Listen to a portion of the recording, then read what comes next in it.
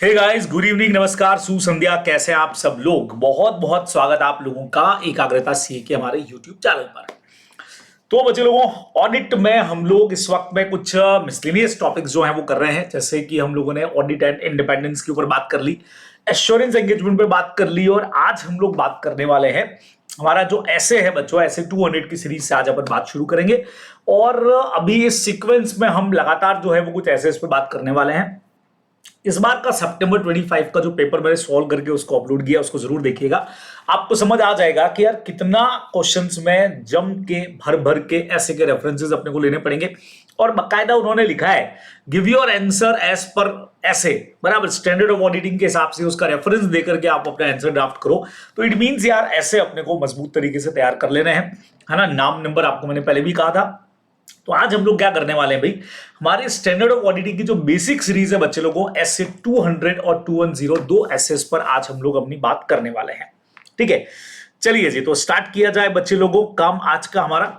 तो सीन ऐसा है भाई, हमारे पास में आया बच्चे लोगों ऑब्जेक्टिव ऑफ ऑडिट। देखिए सबसे पहले ऐसे जो 200 है ना, ये ऑब्जेक्टिव की ही बात करता है। ये कहता है भाई, एज एन ऑडिटर जब आप ऑडिट के लिए एंट्री कर लेते हो तो देन आपको सोचना है कि ऐसे 200 का सबसे पहले तो नाम फोकस करना बच्चों, overall objective of the independent auditor. मतलब जो इंडिपेंडेंट ऑडिटर है उसका ओवरऑल ऑब्जेक्टिव क्या होने वाला है, and the conduct of an audit accordance with standard on auditing. ठीक है, अच्छा अब एक और बढ़िया चीज है, कई सारे एसेज आपको ऐसे भी मिलेंगे जो पूरे आपके उसमें कोर्स में नहीं है, उसका जो पार्ट कवर है वो अपन सारा डिस्कस करने वाले हैं। तो सबसे पहले बच्चे लोगों ऐसे 200 में अपने को ये ध्यान रखना है कि भाई ऐसे का नंबर ऐसे 200 हो गया, नाम हो गया overall objective of the independent auditor and conduct of an audit accordance with ऐसे। सिंपल है। अब ये लाइन से हमको ये पता लग रहा है भाई कि पहला काम बच्चे लोगों एग्जाम के हिसाब से जो इंपॉर्टेंट कंसेप्ट निकल के आता है वो ये भी है कि ऑडिट के वो दो कौन से हमारे ऑब्जेक्टिव्स हैं। तो समझना, सबसे पहले नंबर पे आया बच्चे लोगों टू ऑब्टेन रीजनेबल एश्योरेंस, है ना। तो to obtain reasonable assurance whether the financial statement as a whole are free from material misstatement, है ना। तो रीजनेबल एश्योरेंस का मतलब है बच्चों कि 100% एश्योरेंस हमको नहीं मिल रहा है। अभी समझिएगा, रीजनेबल एश्योरेंस जो है वो एब्सोल्यूट एश्योरेंस से अलग होता है। एब्सोल्यूट एश्योरेंस का मतलब होता है कंप्लीट, जहां बंदा 100% गारंटी दे रहा है कि फाइनेंशियल स्टेटमेंट बिल्कुल सही है। लेकिन हम कह रहे हैं भैया ये ऐसी गारंटी हम नहीं दे रहे, लेकिन हम आपको हाई लेवल का एश्योरेंस जरूर दे रहे हैं कि financial statements are giving true and fair view, है ना। तो वो एश्योरेंस क्या है समझो, whether the financial statement as a whole are free from material misstatement, कहीं फ्रॉड एरर कुछ नहीं है, वेदर ड्यू टू फ्रॉड और error, thereby enabling the auditor to express an opinion whether the financial statement जो बने हुए हैं all material aspect में accordance with an applicable FRA. बच्चों तो जब आप कहते हैं ना कि financial statement are giving true and fair view, तो एग्जैक्टली हम ये कहना चाह रहे हैं कि financial statement as a whole are free from material misstatement whether due to fraud and error. एक ही मतलब हो गया, ठीक है। और ये एश्योरेंस लेने के बाद में फिर बट ऑब्वियस है हम उस पर रिपोर्ट करेंगे, तभी होगा, रिटर्न के अंदर रिपोर्ट होगी। And communicate required by the essay accordance with auditor findings. तो मेन चीज है रीजनेबल एश्योरेंस हमने ऑब्टेन कर लिया और देन उसके ऊपर हमने रिपोर्ट कर दी। बच्चों ये अपने को ध्यान में रखना है। तो हमने कहा भाई ऑडिटर होते हुए भी तुम 100% एश्योरेंस क्यों नहीं दे सकते हो, वही हमारा सबसे इंपॉर्टेंट टॉपिक है बच्चों ऐसे 200 का, इनहेरेंट लिमिटेशंस के नाम से, जो बस अभी अपन अगले में वो ही करने वाले हैं, है ना। यानी अपन इनहेरेंट लिमिटेशंस को बढ़िया तरीके से अभी डिस्कस करने वाले हैं बच्चे लोगों, ठीक है। तो पहले तो आप ये समझ लें कि यार एक तो आपको मैंने बता दिया रीजनेबल एश्योरेंस क्या होता है, अभी 100% नहीं है ये। बार बार एक वर्ड आ रहा था मिसस्टेटमेंट। सर मिसस्टेटमेंट क्या है बच्चों, जो भी मिसस्टेटमेंट का मतलब सिंपल हो गया यार कुछ गलत, नॉर्मली अगर बोलूं तो ऐसा स्टेटमेंट जो गलत है। तो नॉर्मल हम कहते हैं बच्चों difference between reported and required by FRF. FRF का मतलब होता है बच्चों फाइनेंशियल रिपोर्टिंग फ्रेमवर्क, यानी आपका फाइनेंशियल स्टेटमेंट को प्रिपेयर और प्रेजेंट करने का जो तरीका है उसको एफआरएफ कहा जाता है। जिसका सबसे बढ़िया एग्जांपल अगर मैं लूं तो कंपनीज एक्ट का हमारा शेड्यूल नंबर 3 हो गया, आप लोग सब जानते हो, उसी के हिसाब से आप लोग बनाते हो पीएनएल बैलेंस शीट, है ना। तो उसमें जो तरीका बताया गया जो रिक्वायर्ड है और जो आपने एक्चुअल में लिखा उसके बीच में अगर कोई डिफरेंस है बच्चों, फिर वो चाहे अमाउंट को लेकर के हो, चाहे क्लासिफिकेशन को लेकर के हो, चाहे प्रेजेंटेशन एंड डिस्क्लोजर को लेकर के हो, उसे कहा जाएगा मिसस्टेटमेंट। सपोज करो बच्चों मशीनरी के इंस्टॉलेशन का एक खर्चा था 3,000 का, जो इंस्टॉलेशन का खर्चा था आपको मशीनरी की कॉस्ट में ऐड करना था, गलती से या जानबूझ के आपने उसको P&L में डाल दिया, तो इसको हम बोलेंगे बच्चों मिस स्टेटमेंट, है ना।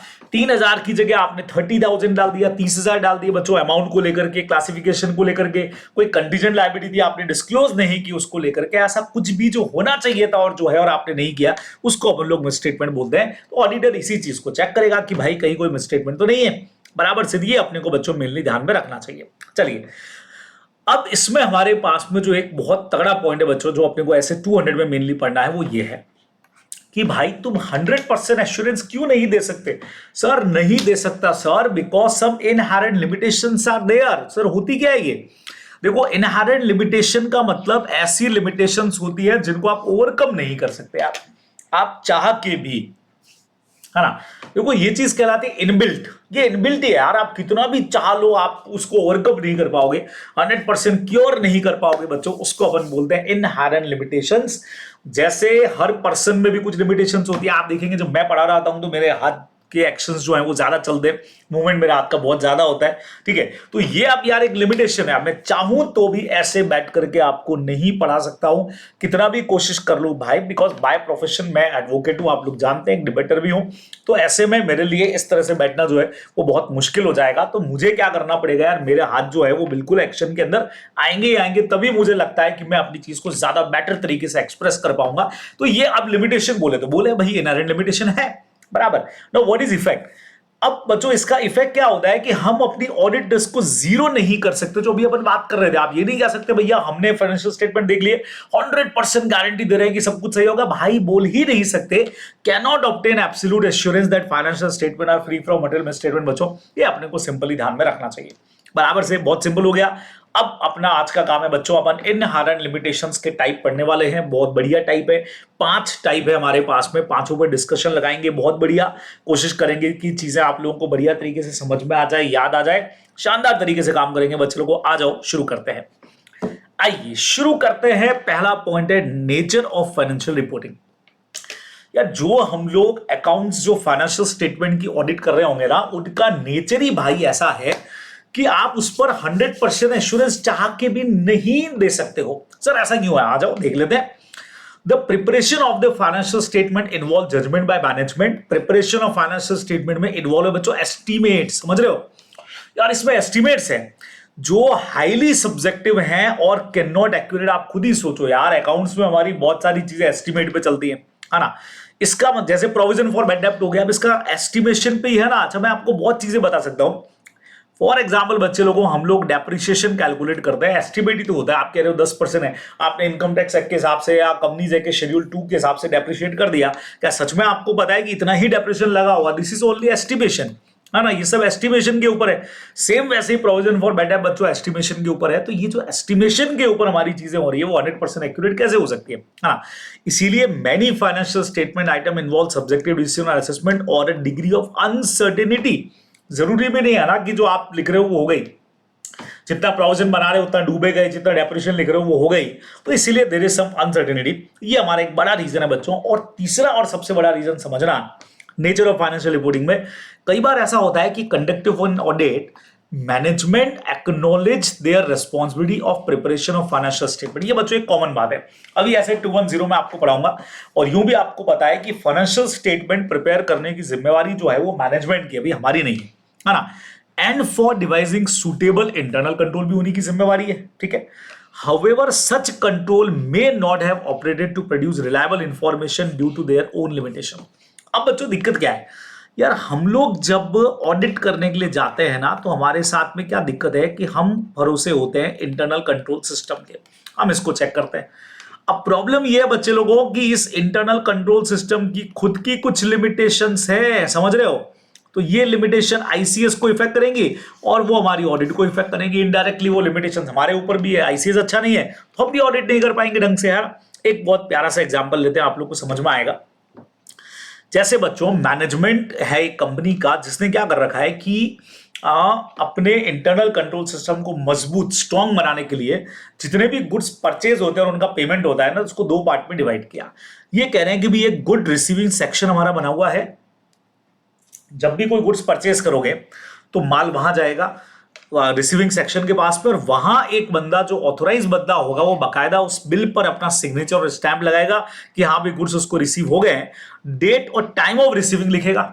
समझ रहे हैं? गुड्स परचेस किया, स्टोर डिपार्टमेंट के पास गया, वहां एक बंदा बकायदा रिसिप्ट के ऊपर साइन करेगा, अपना स्टाम्प लगाएगा, टाइमिंग और डेट लिखेगा कब गुड्स रिसीव हुए। ठीक है, फिर वो बंदा, it is an example of internal control device by the company to ensure that only those purchase bill are produce for payment for which goods have been actually receive, है ना। तो एक तरफ हमारे पास में ये गुड्स डिपार्टमेंट हो गया, गुड्स रिसीविंग डिपार्टमेंट, और एक तरफ हमारे पास में पेमेंट डिपार्टमेंट। तो पेमेंट डिपार्टमेंट वाला भाई पेमेंट तभी करेगा जब यहां पे गुड्स आने के बाद जो रिसिप्ट है बच्चों वो यहां जाकर के शो होगी, जिस पर यहां से एक ऑथोराइज पर्सन के साइन डेट टाइम लिखा हुआ है, तो यहां से पेमेंट होगा ताकि एक्चुअल परचेज पता लग जाए। बढ़िया कंट्रोल सिस्टम है बच्चों, गड़बड़ी के चांस नहीं। लेकिन क्या होगा बच्चे लोगों अगर ये दोनों जने आपस में मिल जाए? What happen if concern accountant and authorise person, जो हमारे वहां पे अकाउंट गुड्स रिसीविंग सेक्शन में कल्यूड का मतलब बच्चों मिली भगत हो जाए, तो ये इंटरनल कंट्रोल को ओवरराइड कर लेगा। जैसे ही ये दो लोगों का आपस में मिली भगत हुआ बच्चे लोगों, ये हमारी लिमिटेशन चालू हो गई यार। दोनों ने आपस में मिल गए कि यार अपन फर्जी बिल बना देंगे, हम प्रेजेंट कर देंगे, गुड्स आए चाहे नहीं आए, मैं यहां से फर्जी बिल को अप्रूव करूंगा, तो वहां से पेमेंट कर देना, कहानी खत्म हो जाएगी। तो अगर इनका इतना खतरनाक वाला मिली भगत हो गया बच्चे लोगों, तो इट इज सो डिफिकल्ट भाई हमारे लिए उसका पता लगाना। तो ये हमारी एक इनहेरेंट लिमिटेशन का पार्ट है जो आप लोगों को ध्यान में रखना चाहिए। क्या कहते हो बच्चों को? बराबर है, क्लियर है, समझ में आया आप लोगों को क्या सीन जा रहा है? तो ये हमारी पहली लिमिटेशन है कि भाई फाइनेंशियल रिपोर्टिंग का नेचर ही ऐसा है, पंगेबाज नेचर है भाई, क्या ही कर सकते हैं। चलो जी, दूसरे नंबर पे आता है बच्चों लोगों नेचर ऑफ ऑडिट प्रोसीजर। भाई साहब अब बच्चों फाइनेंशियल अकाउंटिंग की कुछ लिमिटेशंस है, तो हमारे ऑडिट की भी लिमिटेशंस है भाई साहब। सबसे पहला बच्चों, हो सकता है management not provide complete information to us. बच्चों भाई हम वही ऑडिट कर सकते हैं ना जो मैनेजमेंट हमको इंफॉर्मेशन देगा। अब मैनेजमेंट अगर हमको प्रिपरेशन प्रेजेंटेशन की कंप्लीट इंफॉर्मेशन नहीं दे रहा है, जनरल चाहिए, लेजर चाहिए, कैश बुक चाहिए, ये चाहिए, वो चाहिए, दे ही नहीं रहे हो पूरी इंफॉर्मेशन, तो भाई ऑडिट कैसे करेंगे? Number one. फिर कई बार बच्चों जैसे ऊपर अपन ने पढ़ा वैसे कई बार फ्रॉड जो है वो बहुत सोफिस्टिकेटेड होता है। देखो मैनेजमेंट अगर फ्रॉड करता है, जैसे आपको याद है बार बार मैंने सत्यम वाले केस का आपको एग्जांपल दिया जहां पे एक जबरदस्त वाला फ्रॉड किया गया, तो आप सोचो अगर कोई सोफिस्टिकेटेड या केयरफुली ऑर्गेनाइज फ्रॉड है ना, जहां कल्यूजन हो गया, कंसीलमेंट ऑफ फैक्ट हो गया, तो आप ऑडिट प्रोसीजर लगा के भी क्या कर पाओगे बच्चों? इंटेंशनल वाले मिसस्टेटमेंट को ढूंढ ही नहीं पाओगे। जैसे ऊपर वाला बेस्ट एग्जांपल इसमें भी लग जाएगा, कल्यूजन हो गया एम्प्लॉइज का, कैसे ढूंढ पाओगे? थर्ड नंबर बच्चे लोगों, we are not expert person. यार अपन लोग इसमें एक्सपर्ट थोड़ी है। Auditor is neither train nor expected to be an expert of authentication of document. आप क्या सोचते हो कि सीए बनने से पहले आप लोगों को सीआईडी के अंदर ट्रेनिंग दी जाती है? हाँ भाई, पहले हर चार्टेड अकाउंटेंट सीआईडी में भर्ती होगा, वहां पे 1 महीना फ्रॉड ढूंढने की ट्रेनिंग लेगा, 1 साल ट्रेनिंग लेगा कि भाई कैसे फाइंड आउट होती है सारी चीजें, और फिर आकर के इन्वेस्टिगेशन करेगा। हाउ इज इट पॉसिबल यार? तो कोई भी डॉक्यूमेंट कितना ऑथेंटिक है नहीं है हमको थोड़ी ना पता है। We are not expert person भाई। तो इसीलिए भी बच्चों लिमिटेशंस तो रहेंगी, है ना। एक एग्जांपल यहां पे बहुत तगड़ा है। अब partnership firm of chartered accountant ABN associates appoint होती है बच्चों books of account success limited की ऑडिट करने के लिए। While auditing the books of accounts of the above mentioned company A, one of the partner of ABN associates observe that management and other senior employ of the above mentioned company were not cooperating in providing required information for the purpose of audit. कि भाई वो cooperate नहीं कर रहा है ना, वो लग रहा है उसको, तो आप कॉपरेट नहीं कर रहे हो, अगर आपका कॉपरेटिव बिहेवियर नहीं है तो ये हमारे लिए इनहेरेंट लिमिटेशन हो जाएगी बच्चों। जब पूरी इन्फॉर्मेशन ही नहीं मिलेगी भाई तो हम ऑडिट कैसे कर पाएंगे बच्चों? ये पॉइंट इसमें अपने को ध्यान में रखना चाहिए। ठीक है, बराबर। तो this is practical and legal limitations हमारे लिए जो आप लोग ध्यान में रखोगे। चलो भाई, तीसरा नंबर बच्चों मैंने आपको कहा था ऑडिटर इन्वेस्टिगेटर नहीं है। ऑडिट करने वाला कोई इन्वेस्टिगेशन नहीं कर रहा है, वो दया की तरह जाकर के दरवाजा तोड़ नहीं सकता एनडीटी का कि मुझे प्रूफ चाहिए। भाई हमारे पास ना तो कोई लीगल पावर है, ना हम घुस करके सर्च कर सकते हैं, ना हम कोई नेसेसरी पूछताछ वाले पावर हमारे पास में। भाई इंक्वायरी पावर है हमारे पास में, लेकिन वो पुलिस वाले की तरह थोड़ी पावर है हमारा उठा करके डालो इसको अंदर, पूछो इसको, है ना, देखो इसको टॉर्चर करो भाई, इंफॉर्मेशन निकालो। भाई वो राइट हमारे पास में थोड़ी है। तो वो जब तक नहीं होंगे हमारे पास में वो चीज नहीं आएगी बच्चे लोगों। उतना 100% उसमें भी नहीं आता तो इसमें एक्यूरेसी कैसा आएगा बच्चों? तो हम इन्वेस्टिगेशन वाले पावर हमारे पास में नहीं है। एक और बड़ी खतरनाक चीज है जो लोग कंपनी लॉ पढ़ते हैं जानते हैं। आप लोग सब जानते हो यार, कंपनी का एजीएम 30 सितंबर तक होना चाहिए। 30 सितंबर तक एजीएम होना चाहिए, तो मीटिंग का नोटिस उसके भी पहले जाएगा, 21 दिन 25 दिन पहले। और उससे भी पहले मतलब कंपनी का आपको ऑडिट खत्म करना है, तो इसका मतलब भाई साहब टाइम की तलवार हमारे सर पे है ना। यूजर हमेशा ये चाहता है, एक्सपेक्टेशन है कि हम अपनी ओपिनियन को बहुत टाइमली, रीजनेबल पीरियड में और रीजनेबल कॉस्ट पे प्रोवाइड करेंगे। अब आप चाह रहे हो यार हम ऑडिट भी करें, टाइमली आपको रिपोर्ट बना के भी दें, बड़ी एंटिटी है तो हम बहुत सारा काम बच्चों टेस्ट चेकिंग यानी सैंपलिंग बेस पर करने वाले हैं। सारा काम करने की जगह हम लोग क्या करेंगे बच्चों, सैंपलिंग बेस पे ऑडिट करने का सोचेंगे। फिर यार सैंपलिंग कर लो यार, ज्यादा ठीक है ना, क्योंकि सारी इंफॉर्मेशन को कवर करना प्रैक्टिकली नॉट पॉसिबल है। और आप जानते हो जहां सैंपलिंग आएगी, आज हम भी जब ऑडिट का एग्जाम देने जा रहे हैं और सैंपलिंग बेसिस के ऊपर टॉपिक को पढ़ के चले जाए, तो 100% गारंटी कैसे दोगे कि उसी में से आएगा और अच्छे नंबर आई जाएंगे। तो रिस्क वहां पे भी बच्चों सेम टू सेम है ना। तो फिर एक तरफ रिलायबिलिटी अच्छा, कॉस्ट भी हम सोचेंगे यार कम टाइमिंग है, ज्यादा लोग बढ़ा देते हैं, हम लोग काम करने वाले हमारी टीम बढ़ा देते हैं, तो भाई उसका एक्सपेंडिचर कौन बियर करेगा। तो वो जो कॉस्ट और टाइम वाला मैटर है वो हमको कई बार परेशान कर देगा बच्चों, अपने को ध्यान में रखना है। An auditor who is conducting audit of company since last 2 years, during last 2 year he has sought detailed information from management of the company regarding various matter। Third year के अंदर उसने सोचा कि यार पुरानी वाली पे भरोसा कर लिया जाए जो सेकंड ईयर में किया। अब उसको पता ही नहीं लगा बच्चों, इस साल कंपनी ने कोई नया बिजनेस चालू कर दिया है, तो भाई साहब प्रॉब्लम हो जाएगी ना हमारे लिए, है ना। तो ये जो चीज है वो कई बार हमारे लिमिटेशंस के अंदर आएगी बच्चों लोगों, जो अपने को ध्यान में रखना चाहिए। ठीक है, देखिए हमारा टाइमलीनेस वाला पॉइंट है। एंड लास्ट पॉइंट इज बच्चों फ्यूचर इवेंट के बारे में हम क्या बोल सकते हैं यार। हमने अच्छा भला ऑडिट रिपोर्ट बना करके दिया था और पता लगे कंपनी के अगेंस्ट में कोई लिटिगेशन केस अचानक से फाइल हुआ, कंपनी के शेयर नीचे, कंपनी नीचे, तो भाई साहब बैंड बच जाएगी ना पूरी की पूरी। तो फ्यूचर इवेंट और कंडीशंस में effect an entity adversely. Adverse effect event may seriously affect the ability of entity to continue going concern, खतरे में आ जाएगा। तो बिजनेस में cease to exist in future date, market condition में चेंज हो गया बच्चों, नया बिजनेस मॉडल आ गया, कोई समझो कि एडवर्स इवेंट किसी तरह का हो गया कंपनी के साथ में, तो ऐसे में कंपनी चल ही पाएगी। हमने अभी तो दिया फाइनेंशियल स्टेटमेंट बढ़िया है, सब कुछ अच्छा है, लेकिन अचानक मार्केट में कोई कंडीशन चेंज हो गया, अभी जैसे हुआ टैरिफ रेट्स हमारी चेंज हो गई सारी, है ना, उसका कोई बढ़िया इंपैक्ट खतरनाक वाला आ गया। अभी हमने बोला फाइनेंशियल स्टेटमेंट बढ़िया चल रहे हैं और अचानक टैरिफ रेट चेंज हुआ, सारा एक्सपोर्ट जो था वो रुक गया तो इंपैक्ट आ गया, कंपनी डाउन चली गई, गोइंग कंसर्न खतरे में आ गया। तो ये कुछ ऐसे पॉइंट है बच्चों जिसकी वजह से हम 100% गारंटी नहीं दे सकते, तो नहीं दे सकते। ये 5 पॉइंट्स आपको ध्यान में रखना। फ्यूचर इवेंट हो गया, टाइमलीनेस वाला पॉइंट हो गया, नॉन नेचर ऑफ इन्वेस्टिगेशन हो गया बच्चों, फिर नेचर ऑफ ऑडिट प्रोसीजर हो गया, और पहला वाला नेचर ऑफ हमारा जो अकाउंटिंग है ही है, फाइनेंशियल रिपोर्टिंग की अपने को ध्यान में रखना है। तो इतना ऐसे 200 का जो पार्ट है वो आप लोगों के कोर्स में कवर है, जो आप लोगों को बच्चे लोगों को ध्यान में रखना चाहिए। बराबर, क्या बोलते हो, सही है, बात समझ में आया, एकदम फर्स्ट क्लास हो गया।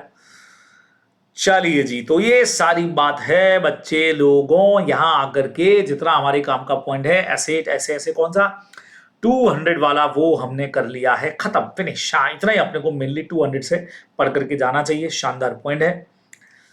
चलिए आपको लेकर के चलता हूं अभी मैं कुछ आगे, है ना। 200 तो हो गया, अब 210 प्रैक्टिकली आपको मिलेगा कहां भाई और बहनों, चैप्टर नंबर 11 में मिलेगा। और मैंने हमेशा आप लोगों को एक चीज बोली है, चैप्टर 1 करने के बाद सीधा चैप्टर नंबर 11 करना ही करना।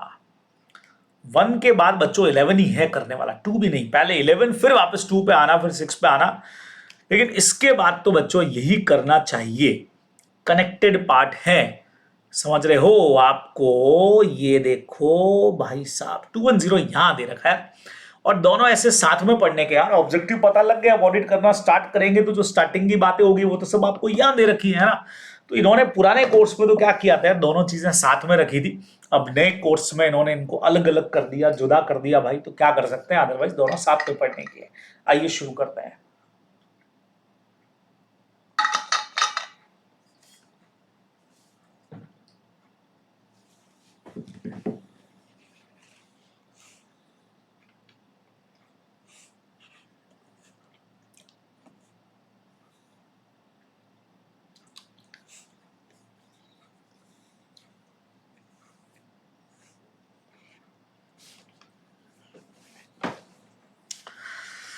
हाँ जी, चलिए भाई करें शुरू। तो बच्चों है agreeing the terms of audit engagement, समझिएगा बहुत सीधा सीधा सा कंसेप्ट है। तो बच्चों हेडिंग अगर आप देखेंगे ऐसे का नाम नंबर देख लो 210 हमारा नंबर हो गया। नाम है agreeing the terms of audit engagement. Sir engagement क्या होता है बच्चों? इधर एंगेजमेंट का मतलब है ऑडिटर और क्लाइंट के बीच का सगाई। सगाई का मतलब बच्चों ऑडिटर और क्लाइंट के बीच का जो एग्रीमेंट होता है ना, उसको एग्रीमेंट वर्ड यहाँ यूज नहीं आता है, यहाँ पे वर्ड यूज आता है एंगेजमेंट। ठीक है ना। और जो हमारा चार्टेड अकाउंटेंट है उसको एंगेजमेंट पार्टनर बोला जाता है और उसकी टीम को एंगेजमेंट टीम बोला जाता है। ये सारी चीजें हमारे लिए इंपॉर्टेंट है। ठीक है।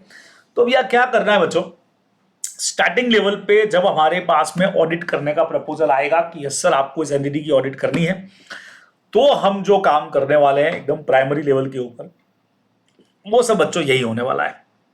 ठीक है। ये तो चलो कुछ चीजें आप लोगों को दे रखी है। नॉर्मल हमारा पॉइंट यहां से शुरू होता है बच्चे लोगों, समझना पहला इंपॉर्टेंट पॉइंट यहीं से आपका आने वाला है। इसके ऑब्जेक्टिव क्या है? तो हमने कहा भाई हमारे पास कंपनी की तरफ से प्रपोजल आ गया है कि सर आप हमारे ऑडिटर बनने जा रहे हैं और सर आपको हमारे मान लेते हैं सर 24-25 का ऑडिट करना है। देखो 25-26 तो अभी 26 खत्म होगा तब की बात है, तो 24-25 की ऑडिट सर आपको करनी है। अच्छा सर ऑडिट करेंगे सर, क्यों नहीं करेंगे, लेकिन ऑडिटर शुड नॉट एक्सेप्ट और continue the appointment as auditor जब तक आप हमारी प्री कंडीशन से सेटिस्फाई नहीं हो जाते, तो हमारी प्री कंडीशन पे अपनी एक्सेप्टेंस नहीं दे देते हो। हाँ, मतलब हम चाह रहे हैं कि जो प्री कंडीशंस ऑडिट स्टार्ट करने से पहले हमारी कुछ शर्तें हैं भाई साहब, सगाई से पहले हमारी कुछ शर्तें हैं। हमारी शर्तों को अगर आप एग्री करते हो, एक्नॉलेज करते हो, तो हम आगे बात बढ़ाएंगे, नहीं तो सर टाटा बाय बाय नमस्कार, हमारे पास दूसरी कंपनियां बहुत है, अब उनका ऑडिट कर लेंगे। समझे बात को? एकदम बढ़िया चीज हो गई, एकदम बढ़िया बढ़िया प्यारा प्यारा से पॉइंट है। तो चलो भाई ठीक है, आ जाओ। तो क्या क्या कंडीशंस है भाई? मैनेजमेंट बोलेगा यस सर बताइए आपकी क्या कंडीशन है। तो सर हमारी कंडीशन बहुत सिंपल है, आप जानते हो फाइनेंशियल स्टेटमेंट एफआरएफ के हिसाब से होते हैं बच्चों, आपको ये 5 पॉइंट याद रखना है। तो सबसे पहले हम बोलेंगे सर ऐसा है कि आप जानते हो कि हम बैलेंस शीट पी&एल वगैरह का ऑडिट करेंगे, लेकिन प्रिपरेशन ऑफ फाइनेंशियल स्टेटमेंट की जिम्मेवारी सर हमारी नहीं होगी। Preparation of financial statement according with applicable FRF होगा, और ये कौन बनाएगा? मैनेजमेंट बनाएगा। बच्चों समझना, मैनेजमेंट एक्नॉलेज करे अपनी रेस्पॉन्सिबिलिटी कि भाई आप ही प्रिपेयर करोगे फाइनेंशियल स्टेटमेंट को, हमको चेक करना है, हम प्रिपेयर नहीं करने वाले। Second number, implement necessary internal control, जो भी मैंने आपको कहा था कंट्रोल सिस्टम, ताकि हम चेक कर सके प्रॉपर काम हो रहा है कि नहीं हो रहा है। तो सर आपने वो 2 लोग जो बनाए ताकि वो इसके परचेस को वो बंदा कैशियर चेक कर सके, तो वो नेसेसरी इंटरनल कंट्रोल वो भी सर हमारा काम नहीं है, वो भी आप ही अप्लाई करोगे बराबर। तो सर फाइनेंशियल स्टेटमेंट पहले तो आप बनाओगे, हमने बोल दिया मैनेजमेंट को सीधा, हमारी पहली शर्त पे सर आप करोगे। Second number, internal control system भी आप ही इंप्लीमेंट करोगे, हमारा काम नहीं है, हम तो उसको चेक करेंगे, इंप्लीमेंट आप करोगे। अच्छा एक काम करना भाई, जब हम, वैसे हमारे पास में दया वाली दरवाजा तोड़ पावर तो है नहीं, लेकिन आप हमको प्रोवाइड करोगे access to record document and other statement. जब भी हम आपके यहाँ ऑडिट करने के लिए आए तो भाई साहब हमको रिकॉर्ड्स प्रोवाइड करोगे, हम जो मांगे डॉक्यूमेंट्स दोगे, और जो भी स्टेटमेंट वगैरह डिमांड करें, वाउचर्स मांगेंगे, बिल मांगेंगे, डॉक्यूमेंट्स मांगेंगे, तो देना भाई हमको, तो उसका एक्सेस देना। ठीक है। फिर भाई कोई एडिशनल इंफॉर्मेशन हमको चाहिए तो ऐसा चुप मत बैठना, बराबर से वो भी हमको प्रोवाइड करना भाई, तुम समझ रहे हैं। अच्छा सर एक और काम कर देना आखिरी हमारा, आप हमको आपके एम्प्लॉइज से अनरेस्ट्रिक्टेड एक्सेस चाहिएगा। है अनरेस्ट्रिक्टेड एक्सेस मतलब हमारे एम्प्लॉइज को घर पे ले जाओगे आप उठा करके? अरे भाई साहब उठा करके घर पे नहीं ले जाना है, फॉर ऑब्टेनिंग ऑडिट एविडेंसेस, समझ रहे हो सर? एविडेंसेस लेने के लिए हमको उनसे पूछताछ करनी पड़ेगी। अब जैसा मैं आपको कह रहा हूं, फिर से वही सीन है बच्चों, पूछताछ अब हम वैसे तो कर नहीं सकते, दया की तरह कर ले, ठीक है, या हम लोग और कोई जो भी थे, कौन थे और कौन था उसके अंदर, मेन एक और था ना अभिजीत की तरह से कहीं ऐसा थप्पड़ वप्पड़ मार करके हम थोड़ी पूछ सकते हैं। तो आप हमको एम्प्लॉइज पे अनरेस्ट्रिक्टेड एक्सेस प्रोवाइड करोगे कि ऑब्टेनिंग ऑडिट एविडेंसेस के लिए ऐसा कोई पर्सनल सवाल नहीं पूछेंगे। हाँ भाई तुम्हारी शादी हो गई है क्या, क्या करते हो तुम, बराबर, क्या कुछ आजकल चल रहा है तुम्हारे जीवन में, ऐसा कुछ नहीं पूछेंगे। लेकिन ऑडिट एविडेंसेस लेने के लिए हमको जो भी कुछ चाहिए इंफॉर्मेशन वो हमको प्रोवाइड करे। ये 5 चीजें बच्चों हम डिमांड करने वाले हैं। तो भाई फाइनेंशियल स्टेटमेंट का प्रिपरेशन तुम करोगे बराबर से, वो आप ही बनाना है आपको। इंटरनल कंट्रोल का इंप्लीमेंटेशन आपकी जिम्मे, हमको आप एक्सेस प्रोवाइड करोगे, रिकॉर्ड्स का, डॉक्यूमेंट का, स्टेटमेंट का, अदर इंफॉर्मेशन का एक्सेस हमको दोगे, और आपके एम्प्लॉइज जो हैं उनका अनरिस्ट्रिक्टेड दो एक्सेस दोगे फॉर ऑब्टेनिंग ऑडिट एविडेंसेस। बच्चों ये अपने को मेनली ध्यान में यहाँ पे रखना चाहिए, बराबर है, क्लियर है, बहुत सिंपल सी बात है, समझ में आ रहा है आप लोगों को ना कि क्या होने जा रहा है? चलिए जी ठीक है, क्लियर हुआ। तो ये प्री कंडीशन उनको एक्सेप्ट करनी है। तो what is the effect of pre condition accepted and not? बच्चों एग्जिस्ट का मतलब है कि प्री कंडीशन वो मान रहे हैं कि नहीं मान रहे हैं, तो he should accept the audit. अगर वो प्री कंडीशन मान लेते हैं बच्चे लोगों तो हम एक्सेप्ट कर लेंगे।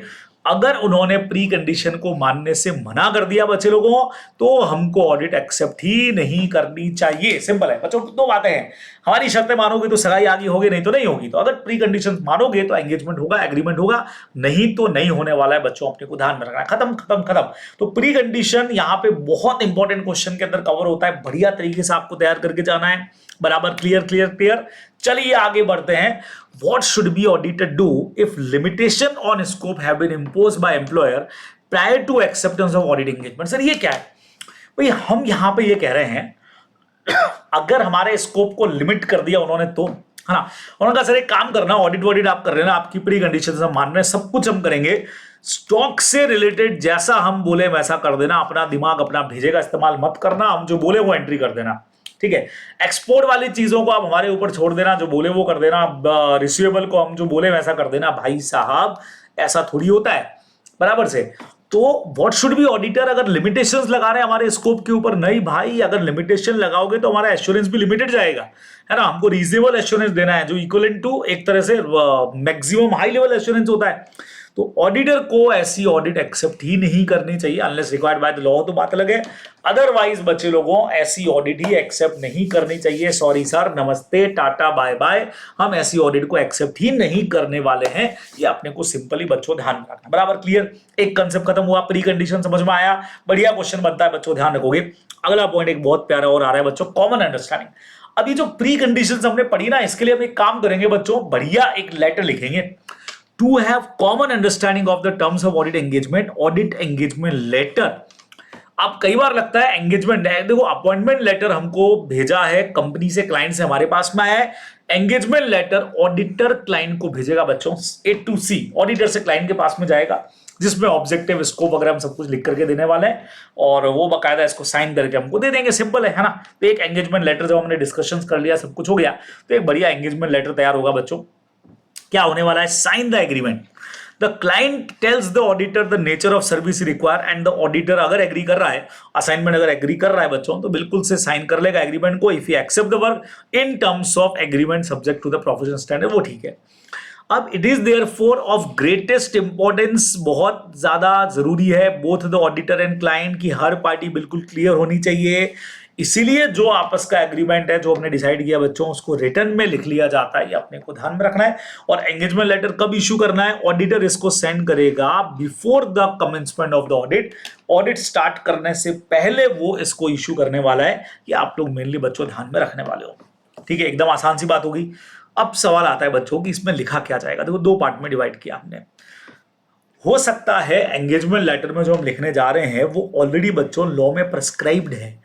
आप लोगों ने सबने कंपनीज एक्ट पढ़ा हुआ है। कंपनीज एक्ट में जिन्होंने भी फर्स्ट ग्रुप अगर दे दिया होगा उनकी बात कर रहा हूं, या पढ़ रहे होंगे, सेक्शन 143 बच्चों हमारे पास, है ना, जिसमें ऑडिटर के पावर्स के बारे में और ड्यूटीज के बारे में लिखा हुआ है। तो उसमें पावर में है हमारे पास बहुत सारी चीजें, लॉ ने प्रेस्क्राइब कर रखी हैं कि वो क्या क्या डिमांड कर सकता है मैनेजमेंट से। तो अगर लॉ या रेगुलेशन प्रेस्क्राइब कर रहा है ऑडिट एंगेजमेंट की टर्म्स क्या होनी चाहिए, तो अलग से फिर आपको एंगेजमेंट लेटर की जरूरत नहीं है बच्चों। सिंपल है, ठीक है। बस मैनेजमेंट इस चीज को एक्नॉलेज कर दे कि दे अंडरस्टैंड देयर रेस्पॉन्सिबिलिटीज, बस इतना। भाई आपको पता है, याद है आपको एक पढ़ता है डायरेक्टर रेस्पॉन्सिबिलिटी स्टेटमेंट वाला पॉइंट भी एक होता है। तो हम ये चाह रहे हैं कि सर जो कंपनी का मैनेजमेंट है वो एक्नॉलेज कर दे कि दे अंडरस्टैंड देयर रेस्पॉन्सिबिलिटी, है ना। भाई नहीं तो हम अलग से एंगेजमेंट लेटर दे करके समझाएंगे आपको। लेकिन आपको लगता है नहीं सर अलग से एंगेजमेंट लेटर की जरूरत नहीं पड़ेगी, आप तो सिंपल एक काम करो सर, आप तो सिर्फ एक्नॉलेज करके दे दो कि आप उनको समझते हो, तो हमारी टेंशन खत्म हो जाएगी। नहीं तो हम पूरा लेटर देंगे, सिंपल बात हो गई। अब बच्चों ये जो एंगेजमेंट लेटर बनेगा भाई, इसके अंदर क्या क्या आने वाला है वो मेरे साथ देखो। If audit terms not prescribe by the law, ये जो अपन पढ़ रहे हैं, तो क्या क्या आएगा बच्चे लोगों? बहुत आसान चीज है।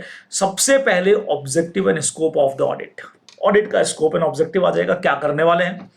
फिर बच्चों ऑडिटर का रेस्पॉन्सिबिलिटीज, हमारा रेस्पॉन्सिबिलिटी क्या है जो अपन ने ऊपर पढ़ा था, रीजनेबल एश्योरेंस देंगे, रिपोर्ट देंगे। मैनेजमेंट का रेस्पॉन्सिबिलिटी अभी जो अपन ने पढ़ा, भाई साहब इंटरनल कंट्रोल आप करोगे, फाइनेंशियल स्टेटमेंट का प्रिपरेशन आप करोगे, और जो एक्सेस है वो हमको प्रोवाइड करोगे, वो सब आ जाएगा।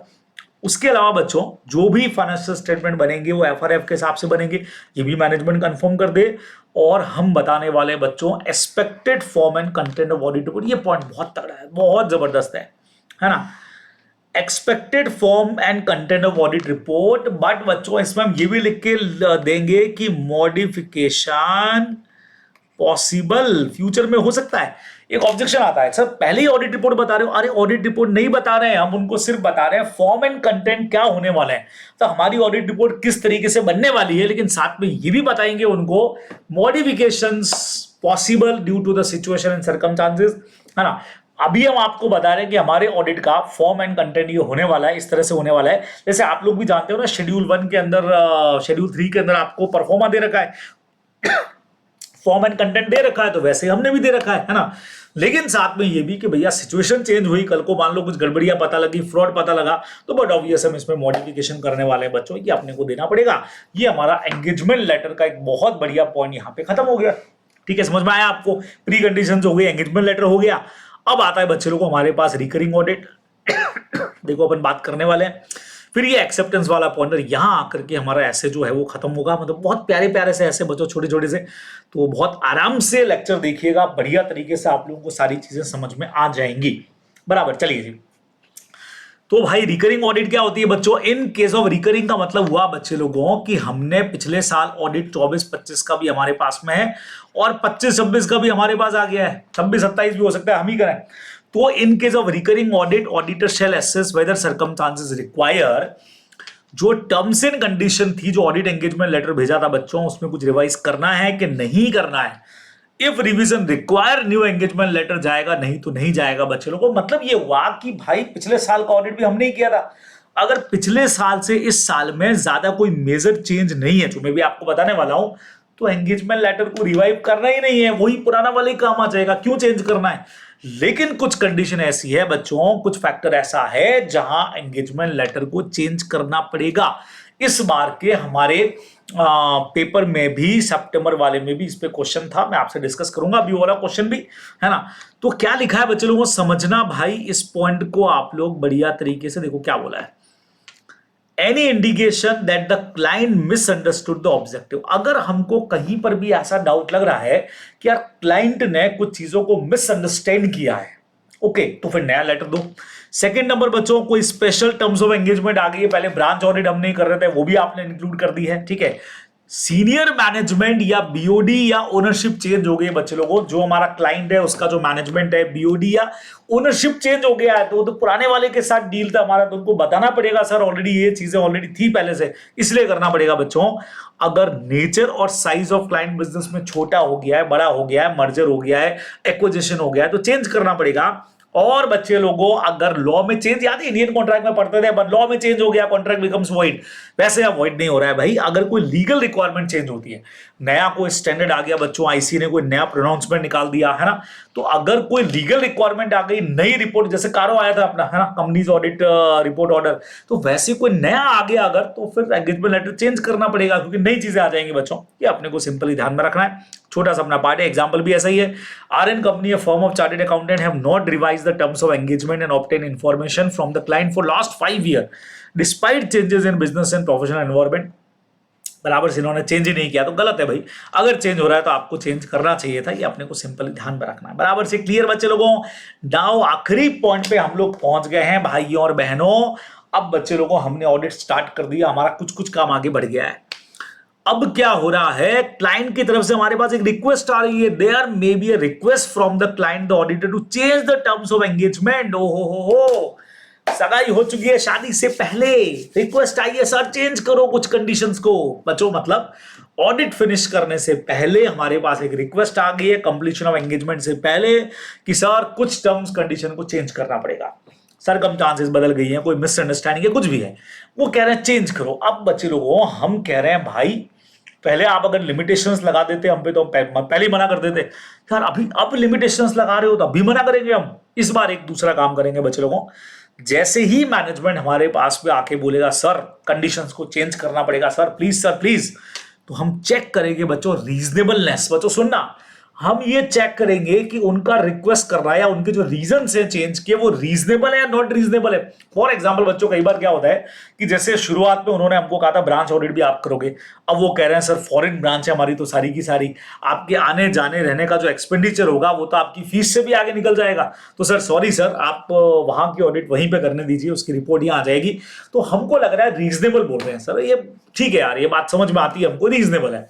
तो ऐसा अगर कोई रीजन उन्होंने दिया बच्चों हमको जो रीजनेबल लग रहा है तो हम क्या करेंगे, एक्सेप्ट कर लेंगे, चलो ठीक है यार कोई बात नहीं, हम नया एंगेजमेंट लेटर बना करके दे देंगे बच्चों को, पुराने वाले का कोई रेफरेंस देंगे ही नहीं, कोई रेफरेंस नहीं, हटा देंगे, फाड़ देंगे, फेंक देंगे, जला देंगे।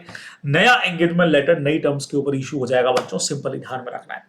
लेकिन हमको लगता है भाई नॉट रीजनेबल है ना मुन्ना ना, मैनेजमेंट का तो कुछ पंगा है, रीजनेबल नहीं है, ठीक है।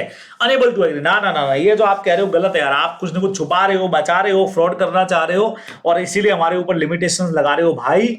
If auditor is unable to agree to change of terms of audit engagement, बराबर से बच्चों को हम तो मना कर रहे हैं और मैनेजमेंट भी अड़ गया, मतलब आड़ा आड़ी हो गई है। मैनेजमेंट कह रहा है जी नहीं, मैं not permitted to continue the original engagement, original engagement में आपको फॉलो करने नहीं दूंगा और हम कह रहे हैं चेंज हम मानेंगे नहीं।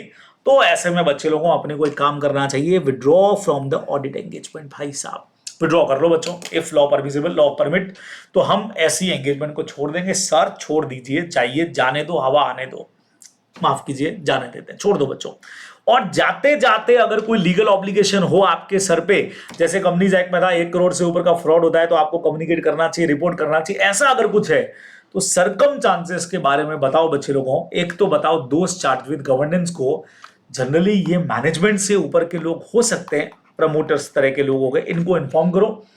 ओनर्स को और रेगुलेटर्स बच्चे लोगों, लॉ की जो अथॉरिटीज है, कंपनीज है तो सेबी हो गया, कोई आरबीआई वगैरह हो गया, उनको आप इंटीमेट करो, रेगुलेटर्स को भी बता करके जाओ भाई ऐसा अपने को करना चाहिए। तो ये बच्चों हमारा लास्ट पॉइंट था कि यार अगर रीजनेबल लगे तो क्या करना है और अगर हमको रीजनेबल नहीं लग रहा है तो क्या सिचुएशन फॉलो करनी चाहिए बच्चों, ये आप लोग ध्यान में रखने वाले हो। ये हमारा ऐसे यहां आकर के हो गया, खलास बोले तो खत्म, ठीक है, समझ में आया बच्चे लोगों को। तो आई थिंक यार ऐसे दोनों ही ऐसे 200 और 210 एकदम आप लोगों को क्लियर हो गए होंगे।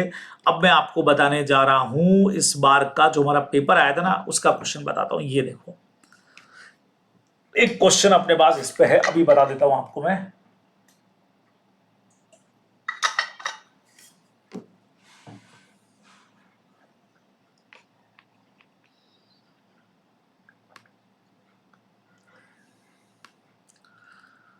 अपने पास में इस चैप्टर पर 2 क्वेश्चंस हैं।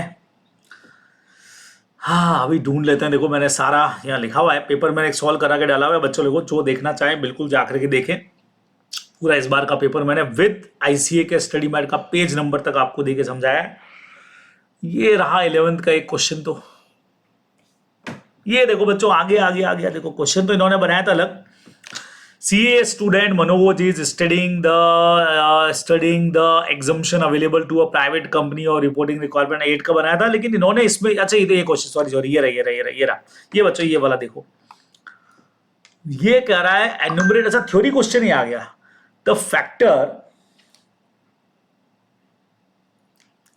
enumerate the factor that may make appropriate to revise the terms of audit engagement or to remind the entity for existing terms। बच्चों सुनना, ये कह रहा है वो फैक्टर्स बताओ जिससे हम एप्रोप्रिएट है रिवाइज करना टर्म्स ऑफ ऑडिट एंगेजमेंट को हमको करना पड़े या एंटिटी को रिमाइंड कराएं कि एग्जिस्टिंग टर्म्स क्या है। तो वो चीज है, तो ये हो गया अपना रिकरिंग ऑडिट वाला कि कब अपने को रिवाइज करना पड़ेगा।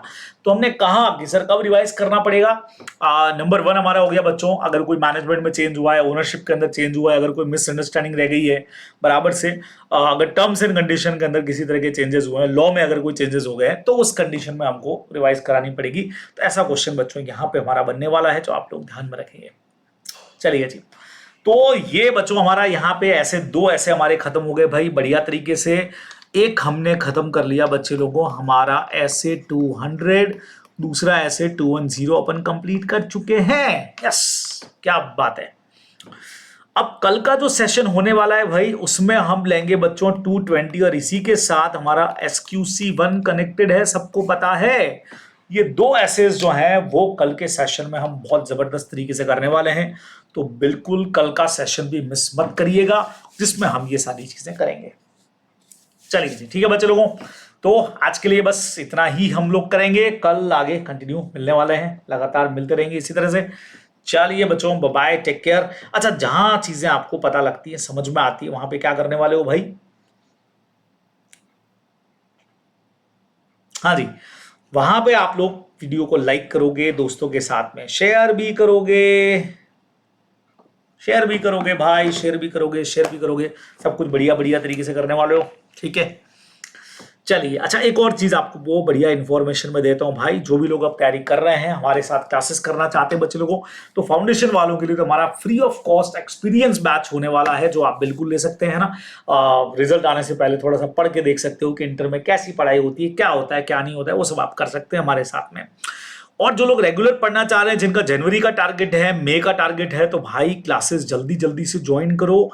उसके लिए 9754455663 पे हमसे कांटेक्ट करो और विजिट कर सकते हो www.adda247.com पे, जहां हम मिलकर के बहुत शानदार जबरदस्त वाली पढ़ाई बच्चों करने वाले हैं, ठीक है बराबर। तो सीए फाउंडेशन, सीए इंटरमीडिएट के लिए बिल्कुल आप यहां पे विजिट कर सकते हैं और हमसे मिल सकते हैं। ओके बच्चे लोगों, बाय बाय, टेक केयर, ख्याल रखिएगा, फिर मुलाकात होती है।